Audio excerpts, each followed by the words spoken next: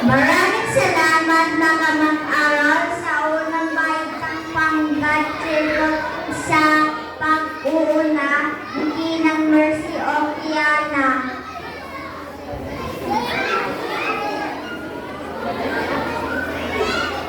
Marhay na hapon sa inyong gabos. Ako si Matea Sebastian Esquita, kahalas sa grupo Mankind.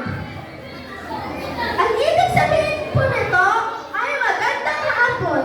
Ako si Matea Sebastian Esquita, mula sa Mankind.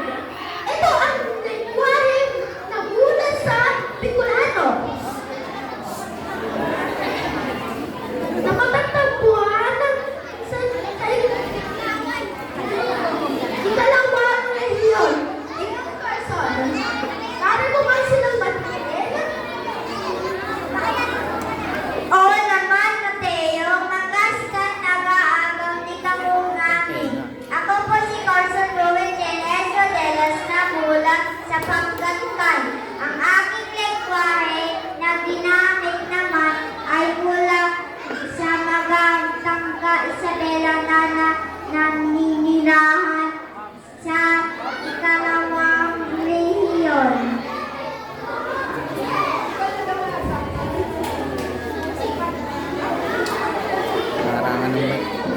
Maraming salamat, Carson. Ang ganda naman pala ng dialekto ninyo.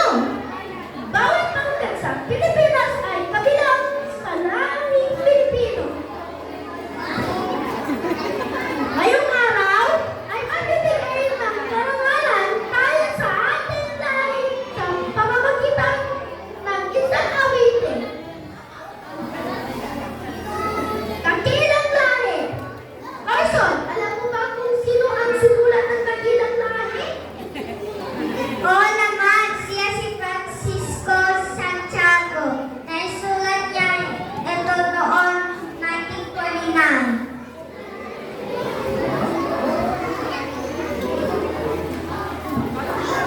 Tama na dyan, Carson.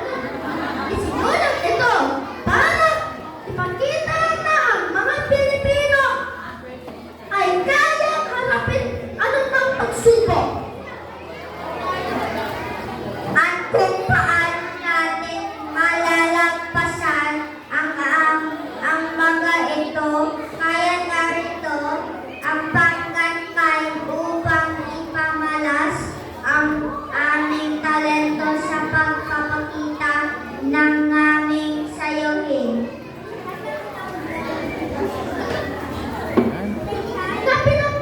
Napinangalawang atang kakilang lahi. Nainawit ni Sarah Soto.